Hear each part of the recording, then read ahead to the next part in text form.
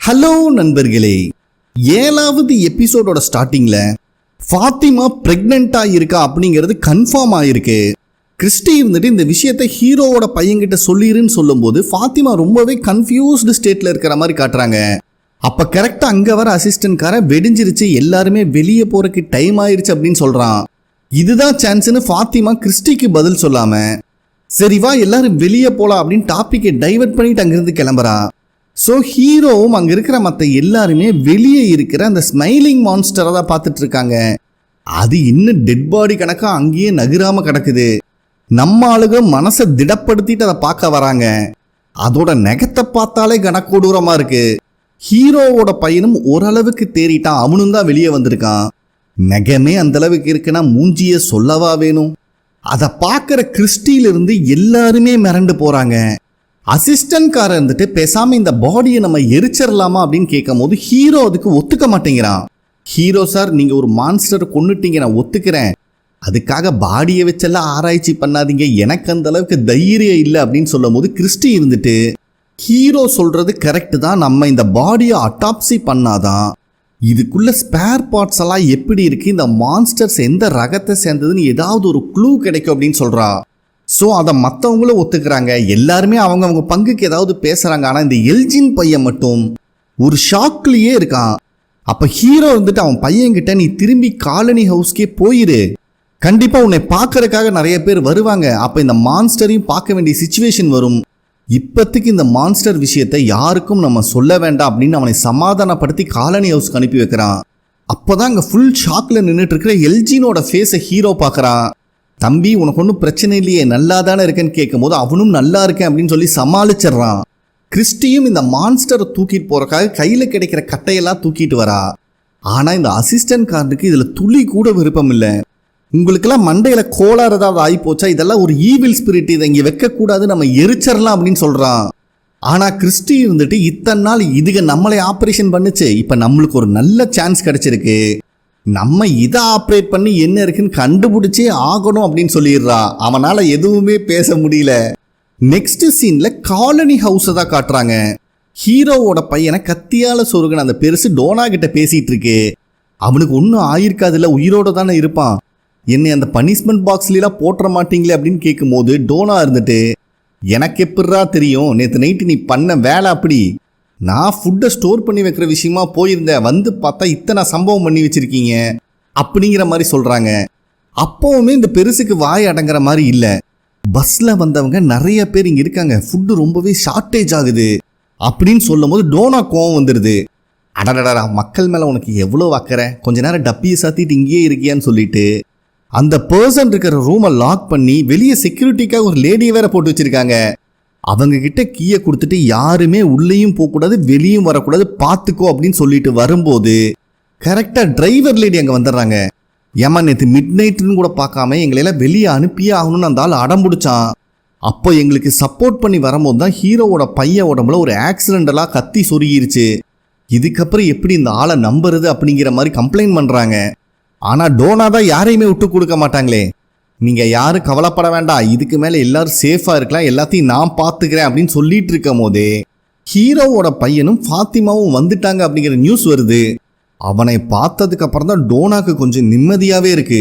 Next சீன்ல மேத்யூவோட family தான் காட்டுறாங்க. அந்த சின்ன பையன் இருந்துட்டு இன்னைக்கு நான் விக்டரை போய் பார்க்கணும் அப்படின்னு கேட்குறான்.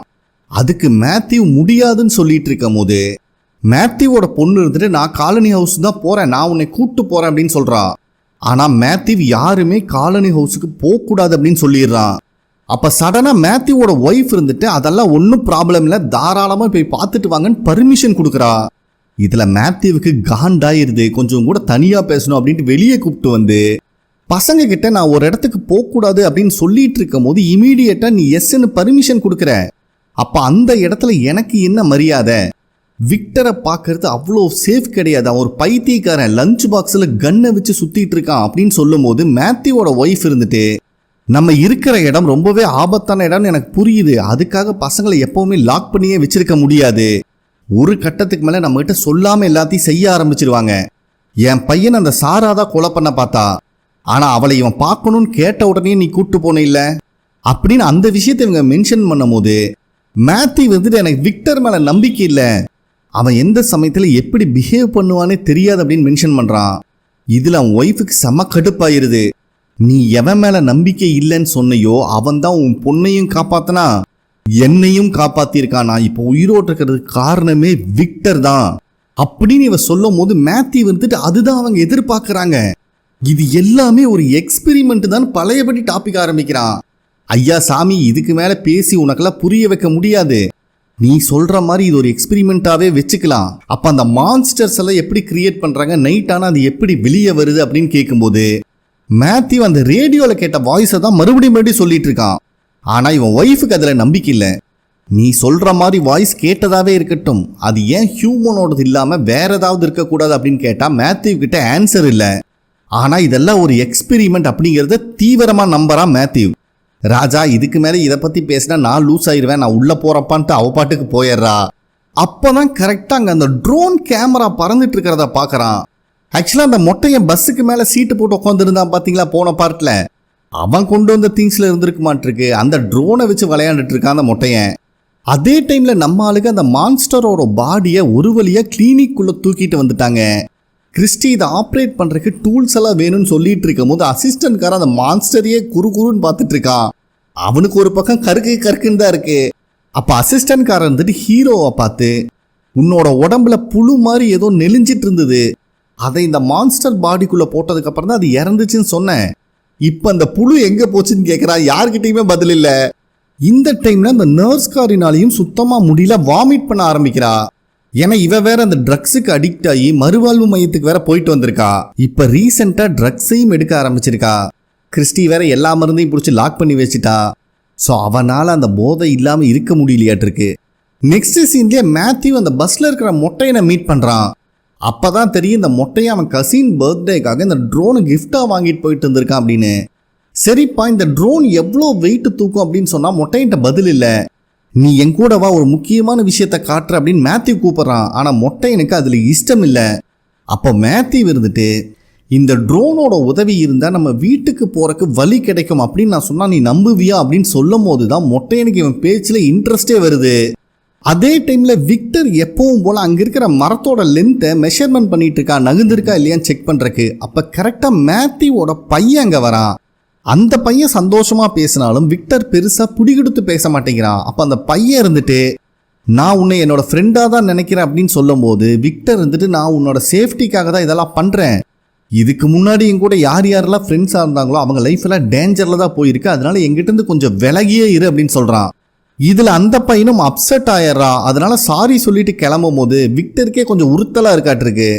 அந்த பையனை பார்த்தீங்க, நான் மெஷர்மெண்ட் பண்ணிட்டு இருக்கேன், கொஞ்சம் ஹெல்ப் பண்ண முடியுமா அப்படின்னு கேட்கும் போது தான் அந்த பையன் முகத்தில் சந்தோஷமே வருது. நெக்ஸ்ட் பார்ல இருக்கிற ஜேடை தான் காட்டுறாங்க. அங்கே இருக்கிற திங்ஸ் எல்லாம் வச்சு ஏதாவது பண்ண முடியுமான்னு யோசிச்சு பார்த்துட்டே இருக்கான். அப்போ கரெக்டாக மேத்யூவோட ஒய்ஃப் அங்கே வந்துடுறாங்க. அவங்க ஜேடை பார்த்து, அன்னைக்கு நான் காட்டுக்குள்ளே ரொம்ப சத்தம் போட்டு கத்திக்கிட்டு இருந்தேன், ஆனால் என்னை பார்த்த நீ பெருசாக சர்ப்ரைஸ் ஆன மாதிரி தெரியலையே ஏன்னு கேட்கும்போது ஜேட் இருந்துட்டு, இதுக்கு முன்னாடி எனக்கு இதே மாதிரி ஒரு விஷயம் நடந்திருக்கு, உன் ஹஸ்பண்ட் சொல்லலையான்னு கேட்குறான். இவங்களுக்கு ரொம்ப ஆச்சரியமாயிருது. அப்போதான் சொல்ல ஆரம்பிக்கிறேன், இந்த டவர் வைக்கிற விஷயமா ஒரு மரத்துக்கிட்ட நானும் ஹஸ்பண்ட் போயிருந்தோம். அப்போ திடீர்னு ஏதோ வேர்ல்டு வாரில் இருக்கிற ஒரு சிவில் சோல்ஜர் ரொம்ப கோவத்தோட என்னை பார்த்து கன் எடுத்து ஷூட் பண்ணான். அங்கிருந்து தலைதறிக்க ஓடி நானும் உருண்டு பிறண்டு கத்தனேன். ஆனால் அதுக்கப்புறம் என்ன நடந்துச்சுன்னு சொல்லணும்னா நீ எனக்கு ஹெல்ப் பண்ணணுமே அப்படின்னு சொல்லி பேச்சை மாற்றி விட்டுறான். அதே டைமில் மேத்யூ அந்த மொட்டையனை இவங்க வந்த ஆர்வி வெஹிக்கலுக்கு தான் கூட்டு வந்துட்டு இருக்கான். அப்போ இவன் நினைக்கிறது எல்லாத்தையும் மொட்டையங்கிட்ட சொல்கிறான். இதெல்லாம் ஒரு எக்ஸ்பெரிமெண்ட்டாக இருக்கும்னு நினைக்கிறேன். இருக்க ரொம்ப டஃப்பான டாஸ்க்கை கொடுத்து நம்ம எந்த அளவுக்கு ஸ்ட்ரெஸ் அவுட் ஆகுறோம், எந்த அளவுக்கு நம்ம டிசைட் பண்ணி தப்பிக்க ட்ரை பண்ணுறோன்னு யாரோ வாட்ச் பண்ணிட்டு இருக்காங்க அப்படின்னு சொல்கிறது மொட்டையனுக்கும் சரியா படுது. அதுக்கப்புறம் மேத்யூ ஆர்வி வெஹிக்கிள் இருக்க அந்த ஆண்டனாவை காட்டி, இதை தான் நாங்கள் காலனி ஹவுஸில் மேலே ஃபிக்ஸ் பண்ணோம், பட் அன்ஃபார்ச்சுனேட்லி மொத்தமாக கொலாப்ஸ் ஆகி போச்சு. இப்போ இந்த ஆண்டனாவை உன்னோட ட்ரோன்னால ஹைட்டாக தூக்கிட்டு போக முடிஞ்சா நம்மளுக்கு ஏதாவது சிக்னல் கிடைக்க சான்சஸ் இருக்குது அப்படின்னு சொல்கிறான். காலனி ஹவுஸுக்கு வந்திருக்கிற மேத்யூவோட பொண்ணு ஹீரோவோட பையனையும் ஃபாத்திமாவையும் பார்க்க வந்திருக்கா. ஏன்னா அவன் கத்தி குத்து வாங்கின விஷயம் இப்போதான் இவளுக்கு தெரிஞ்சிருக்கு. ஸோ அவங்களையும் நலம் விசாரிச்சுட்டு அங்கேருந்து கிளம்பும் போது கரெக்டாக டோனா இவங்களுக்காக ஃபுட்டு கொண்டு வராங்க. சொல்லப்போனால் இவங்களை பார்க்கும் போது தான் டோனா முகத்தில் சிரிப்பே தெரியுது. டோனாவும் ஹீரோவோட பையன்கிட்ட, சாரிப்பா நேற்று நைட்டு நான் இங்கே இருந்திருக்கணும், அந்த பெருசு செஞ்ச காரியத்துக்கு நான் மன்னிப்பு கேட்குறேன்னு சொல்கிறாங்க. இதை கேட்குற ஹீரோவோட பையனுக்கே ஷாக் ஆகுது. சாதாரணமாக நீங்கள் தப்பு செஞ்சாலே மன்னிப்பு கேட்க மாட்டீங்க, அடுத்தவங்க செஞ்ச தப்புக்கெல்லாம் மன்னிப்பு கேட்குறீங்களே, அந்தளவுக்கு திருந்திட்டீங்களா டோனா அப்படின்னு வம்பெடுத்துட்டு இருக்கான். காலனி ஹவுஸ்லேருந்து வெளியே வர மேத்யூவோட பொண்ணை அங்கே உட்காந்துட்டு இருக்கிற எல்ஜின் பார்த்துட்றான். சரி, இங்கே நிறைய பேர் இருக்காங்க, நம்ம அப்படியே வாக்கிங் போயிட்டு கொஞ்சம் பேசலாமான்னு அவளை வெளியே கூப்பிட்டு வரான். அங்கே சீனை கட் பண்ணி கிளினிக்கில் தான் காட்டுறாங்க. இப்போ அந்த மான்ஸ்டருக்கு அட்டாப்சி பண்ணுறதுக்கு நம்ம ஆளுங்க ரெடி ஆயிட்டாங்க. அந்த நர்ஸ்காரிக்கு வேற உடம்பு சரியில்லாமல் போயிடுச்சு. ஸோ கிறிஸ்டி தான் போஸ்ட்மார்ட்டம் பண்ண போகிறாங்க. அதுக்கு ஹெல்ப்பாக ஹீரோவும் அசிஸ்டன்ட் காரனும் தான் கூட இருக்காங்க. சரிப்பா, ஃபஸ்ட்டு நெஞ்சை ஓப்பன் பண்ணி உள்ளே என்ன இருக்குன்னு பார்க்கலாம் அப்படின்னு கிறிஸ்டி கத்திய வைப்பா. அப்போ அந்த மான்ஸ்டர் ஒரு சிலுக்கும் பாருங்க. அத்தனை பேரும் டர் ஆயிடுறாங்க. பாவம் இந்த அசிஸ்டன்ட் காரன் தான் ரொம்பவே பயந்து போயிடுறான். என்ன கருமண்டா இது, இதுக்கு மேலையெல்லாம் என்னால் இதை சகிச்சிக்க முடியாதுன்னு கோவிச்சுக்கிட்டு அங்கேருந்து கிளம்புறான். கிறிஸ்டி தான் அவனை துரத்தி பிடிச்சி ஒழுங்கு மரியாதை வந்து ஹெல்ப் பண்ணுறான்னு கூப்பிட்டா அவன் ரொம்பவே பயந்து போயிருக்கான். ஏமா, நீ நினைக்கிற மாதிரி நான் மான்ஸ்டரை நினச்சி பயப்படலை. ஹீரோவோட உடம்புக்குள்ள ஒன்று புழு மாதிரி ஊறிட்டு இருந்துச்சு பார்த்தியா, அதை இந்த மான்ஸ்டர் உடம்புக்குள்ள அனுப்பின உடனே இந்த மான்ஸ்டரையே அது கொன்றுச்சு. இப்போ அந்த புழு எங்கே போச்சுன்னு தெரில. சப்போஸ் நீங்கள் ஓப்பன் பண்ணுறங்கிற பேரில் வெளியே வந்தால் உனக்கு எதுவும் ஆயிருமோன்னு தான் நான் பயப்படுறேன். உண்மையை சொல்லணும்னா நான் உன்னை ரொம்பவே லவ் பண்ணுறேன் அப்படின்னு இந்த சிச்சுவேஷனில் லவ்வை எக்ஸ்பிரஸ் பண்ணுறான் நம்ம பயப்புள்ள. கிறிஸ்டியும் எதுவும் ஆகாதுடா, நான் சொல்கிறத கேளு, நீ என் கூட இருந்து ஹெல்ப் பண்ணு, நீ இருந்தால் கண்டிப்பாக சக்ஸஸ் பண்ண முடியும்னு சொன்னாலும் அவன் மண்டையில் ஏற மாட்டேங்குது. அதனால இவளும் கோவிச்சுக்கிட்டு என்னமோ பண்ணி தொலைடா அப்படின்னு இவ பாட்டு கிளினிக்குள்ளே வந்துடுறா. இப்போ கிளினிக்கில் இருக்கிற நர்ஸ்காரி தான் காட்டுறாங்க. பைபிள் இப்போ தான் கண்ணை முழிச்சு வெளியே வரா. யாரையுமே காணோம். இவளும் கிறிஸ்டின்னு அவ பேரை சொல்லி கூப்பிட்டாலும் எந்த பதிலும் இல்லை. சரி, எப்படியோ அந்த மான்ஸ்டருக்கு தான் அட்டாப்சி பண்ணிட்டு இருப்பாங்கன்னு அந்த ரூமுக்கு வந்து பார்த்தா பெட்டு மட்டும்தான் இருக்கு. அங்க இருந்த மான்ஸ்டரை காணோம். இவளும் பதட்டத்துல கிறிஸ்டின்னு கத்திக்கிட்டே உள்ள வரா. பார்த்தா ஹீரோ அந்த சைடு இருக்கிற ரூம்ல நின்றுட்டு இருக்கான். என்னம்மா ஆச்சு, உனக்கு என்ன பிரச்சனைமான்னு கேட்கும் போதுதான் இந்த செத்து போன ஸ்மைலிங் மான்ஸ்டர் அங்க நின்றுட்டு இருக்கிறத இந்த நர்ஸுக்காரையும் பார்க்கறா, ஹீரோவும் பார்க்கறா. ரெண்டு பேத்துக்கும் தூக்கி வாரி போடுது. ஹீரோவும் கன் எடுத்து கண்ணா பின்னான்னு ஷூட் பண்றான். ஆனா அந்த மான்ஸ்டர் ஒரு ஹேருக்கும் மதிக்கல கன்னை. அந்த சமயத்தில் கரெக்டாக அந்த மியூசிக் பாக்ஸ் அங்கே ப்ளே ஆகிட்டு இருக்கு. இந்த டைம்ல நர்ஸ்காரிக்கும் அந்த மியூசிக் பாக்ஸ் கண்ணுக்கு தெரியுது. இவ்வளோ அந்த மியூசிக் பாக்ஸை பார்த்துட்டு திரும்புவா பாருங்க. பக்கத்தில் வந்து நிற்க அந்த ஸ்மைலிங் மான்ஸ்டர் அலறி அடிச்சுட்டு எந்திரிப்பா. ஸோ இது எல்லாமே இவளுக்கு வந்திருக்கிற கனவு. இப்போதான் தூக்கத்திலேருந்து பரபரப்பாக எந்திரிக்கிறா நர்ஸ்காரி. நெக்ஸ்ட் டோனாவை தான் காட்டுறாங்க. அங்கே இருக்கிற செடியை பார்த்து கொஞ்சம் அப்செட்டில் இருக்காங்க. அப்போ கரெக்டாக ஃபாத்திமா அங்கே வரா.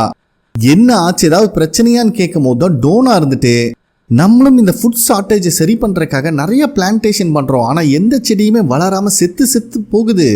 லாஸ்ட் அந்த டவர் வைக்கும் போது ஒரு புயல் வந்துச்சு பார்த்தியா, அப்போ இருந்து இந்த மண்ணோட தன்மையே போயிருச்சு, ஒரு மாதிரி பாய்சனாக மாறிட்டு வருது அப்படின்னு இவங்க சொல்லும் போது தான் ஃபாத்திமா ப்ரெக்னெண்ட்டாக இருக்கா அப்படிங்கிற விஷயத்தை இவங்க கிட்ட சொல்கிறா. உண்மையை சொல்லணும்னா ஃபாத்திமா கூட அந்த அளவுக்கு சந்தோஷப்படல. டோனாக்கு அப்படி ஒரு சந்தோஷம். என்னம்மா ஹீரோவோட பையன்கிட்ட இந்த விஷயத்த சொல்லிட்டியான்னு கேட்டால் அவன் இல்லைன்னு சொல்கிறா. அப்போ ஃபாத்திமா இருந்துட்டு ஊரில் இருக்கும்போது ஆல்ரெடி நான் நிறைய மெடிக்கல் டெஸ்டெல்லாம் எடுத்திருக்கேன், என்னால் ப்ரெக்னெண்ட்டாக ஆகவே முடியாதுன்னு அவங்க சொல்லியிருக்காங்க. ஆனால் இங்கே இப்படி நடக்கிறது ரொம்ப மிராக்கிளாக இருக்குது அப்படின்னு சொல்கிறா. பதிலுக்கு டோனாவும் இந்த இடம் எந்த அளவுக்கு ஹாரபிளாக டெரபிளாக இருக்கோ அந்த அளவுக்கு மிராக்கிளான விஷயமும் நிறையா நடந்துட்டு தான் இருக்குது. பாரு, நம்ம வந்த ரோடு திருப்பி இங்கே தான் வருது, எங்கே போகுதுன்னு இப்போ வரைக்கும் எவனாலே கண்டுபிடிக்க முடியல. நைட் ஆனால் மான்ஸ்டர்ஸ் எல்லாம் வருது, அதுவும் சிரிச்சுக்கிட்டே வருதுங்க. பகலில் எங்கே போகுதுன்னு இப்போ வரைக்கும் நம்ம யாரும் கண்டுபிடிக்கல. கடைசியாக ஹீரோவும் கூட ஃபாரஸ்ட்டுக்கு போயிட்டு வரும்போது ஏதோ மந்திர மரம் இருக்குது, அதுக்குள்ளே போனால் எங்கேயோ டிரான்ஸ்போர்ட் ஆகி வேறு இடத்துக்கு போகலான்னு சொன்னான். இந்த மாதிரி நிறைய மிராக்கிளான விஷயமெல்லாம் இங்கே நடந்துட்டு இருக்கும் போது மெடிக்கல் வைஸ் ப்ரெக்னென்ட்டே ஆக முடியாதுன்னு சொன்ன நீ ப்ரெக்னென்ட் ஆனதும் ஒரு மிராக்கிளாக தான் இருக்கும், எல்லாத்துக்கும் இந்த வில்லேஜ் தான் காரணம் அப்படின்னு சொல்லி அவளை சமாதானப்படுத்துகிறாங்க. நெக்ஸ்ட் சீனில் ஜேடு அவள் இங்கே வந்ததுலேருந்து பார்த்த எல்லா விஷயத்தையும் மேத்யூவோட ஒய்ஃப் கிட்ட சொல்ல ஆரம்பிக்கிறான். ஃபஸ்ட்டு நான் பார்த்தது பேஸ்மெண்ட்டில் ஒரு ஷெல்ஃப்குள்ளே ஒருத்த மேலே பெரிய பாறை உளுந்து கிடந்தது. அதுக்கப்புறம் தான் ஏதோ சிவில் வாரில் இருக்கிற மாதிரி ஒரு சோல்ஜர் ட்ரெஸ் போட்ட ஒருத்தன் கொலவெறியில் என்னை கன் எடுத்து ஷூட் பண்ணிகிட்டே வந்துட்டு இருந்தான். அதுக்கப்புறம் தான் நான் கிறிஸ்டோஃபரை பார்க்க ஆரம்பித்தேன்னு சொல்லும் போது கிறிஸ்டோஃபர் யாருங்கிறது இவங்களுக்கு தெரியல. ஸோ இவங்கிட்ட இருக்கிற ஃபோட்டோவை எடுத்து காட்டுறான். மேத்யூவோட ஒய்ஃபும் அந்த ஃபோட்டோவை பார்த்த உடனே பின்னாடி இருக்கிற சின்ன பையன் விக்டர் தாங்கிறது ஈஸியாக கண்டுபிடிச்சிடுறாங்க. ஸோ எனக்கு இந்த சிம்பிள் மட்டும்தான் ஒரே மாதிரி தெரிஞ்சிட்டு இருக்கு, மற்றபடி எல்லாமே டிஃப்ரெண்ட் டைம் லைனில் இருக்கிற பர்சன்ஸ் தான் எனக்கு தெரியறாங்க அப்படிங்கிற விஷயத்தை இங்கே ஹைலைட் பண்ணுறான். அதுக்கப்புறம் மேத்யூவோட ஒய்ஃபும் என் கண்ணுக்கு அந்த குழந்தைங்க மட்டும்தான் தெரியறாங்க, ஆனால் பார்க்கறதுக்கு ரொம்ப ஹாரபிளாக இருக்காங்க. ஒருவேளை நான் என்னோட மைண்டை லூஸ் பண்ணிட்டு இருக்கேனா, இல்லை இது எனக்கு கொடுக்கப்படுற பனிஷ்மெண்ட்டான்னு தெரில அப்படின்னு அவங்க சொல்கிறாங்க. ஜேடுக்கு ஒன்றுமே புரியல, உங்களுக்கு எதுக்கு பனிஷ்மெண்ட் கொடுக்கணும் அப்படின்னு கேட்கும் போது தான் மேத்யூவோட ஒய்ஃப் இருந்துட்டு அவங்க சின்ன பையன் தாமஸ் பிறந்து கொஞ்ச நாள்லயே இறந்துட்டான் அப்படிங்கிற விஷயத்தை இங்கே கன்வே பண்ணுறாங்க.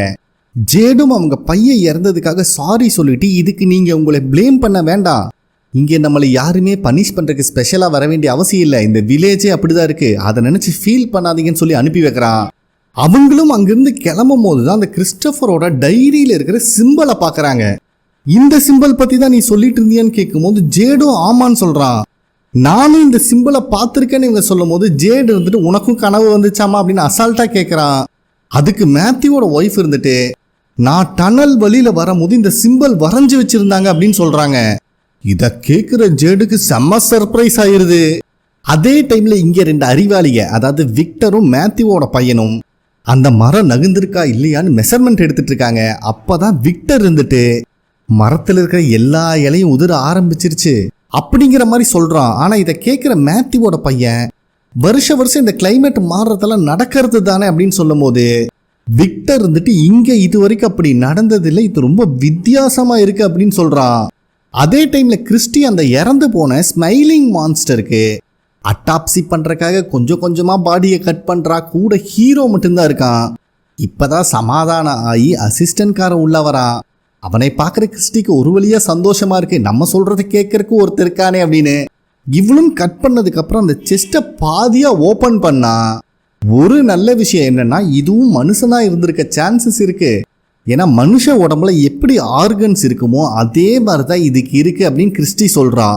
ஆனால் இதில் ட்ராபேக் என்னன்னா நம்ம உடம்புல பிளட்டுன்னு சொல்லி ஒரு ஃப்ளூயிட் இருக்கும், அது கூட தான் இந்த ஆர்கன்ஸ் இருக்கணும். ஆனால் இதில் எல்லாமே ட்ரையாக இருக்குது. இது ரொம்ப வித்தியாசமாக இருக்குது அப்படின்னு கிறிஸ்டி ரொம்ப பதட்டப்படுறா. ஒரு கட்டத்தில் கத்தி எடுத்து கண்ணா அப்படின்னான்னு மான்ஸ்டரோட பாடியில் குத்துறான். அவ குத்துன எல்லோ கலரில் ஒரு லிக்விட் வெளியே வருது. இதை பார்க்குற ஹீரோக்கு அசிஸ்டன்ட் காரனுக்கு செம ஷாக் ஆகுது. ஏமா கண்டதை எதையாவது நோண்டி வச்சுட்டியா, உள்ள என்னென்னமோ ஒழுகுது அப்படின்னு கேட்குறானுங்க. அப்போ கிறிஸ்டி இருந்துட்டு ஒன்றும் இல்லை, தெரியாமல் பித்தப்பையில் குத்திட்டேன், அங்கே இருக்கிற லிக்விடெல்லாம் வெளியே வர ஆரம்பிச்சிருச்சு. ஒரு வழியாக இந்த மான்ஸ்டர் உடம்புலையும் லிக்விடுன்னு சொல்லிட்டு ஏதோ ஒன்று இருக்குது அப்படிங்கிறத கண்டுபிடிச்சிட்டாங்க. ஸோ ஹீரோவும் அங்கே இருக்கிற பாட்டில் எடுக்க சொல்கிறான் அசிஸ்டன்ட் காரனை இந்த லிக்விடெல்லாம் சேகரித்து வைக்கிறதுக்கு. நெக்ஸ்ட் சீனில் எல்ஜினோட பையன் மேத்யூவோட பொண்ணு அந்த ஸ்விம்மிங் பூல் கிட்ட தான் கூப்பிட்டு வந்து பேசிகிட்டு இருக்கான். அப்போ அவன் நேற்று நைட்டு தைரியமாக ஹீரோ ஒரு மான்ஸ்டரை போய் அடித்தார், இன்னைக்கு காலையில் அது செத்து கிடந்துச்சு, இது எப்படி நடந்துச்சுன்னே புரியல அப்படின்னு சொல்லிட்டு இருக்கான். இதை கேட்குற அந்த பொண்ணுக்கு ஷாக் ஆகுது. ஆனால் எல்ஜின் இந்த விஷயத்த வேற யாருக்கிட்டையும் சொல்லிடாத அப்படின்னு ரொம்ப ரெக்வஸ்ட் பண்ணி கேட்டனால அவளும் ஒத்துக்கிறா.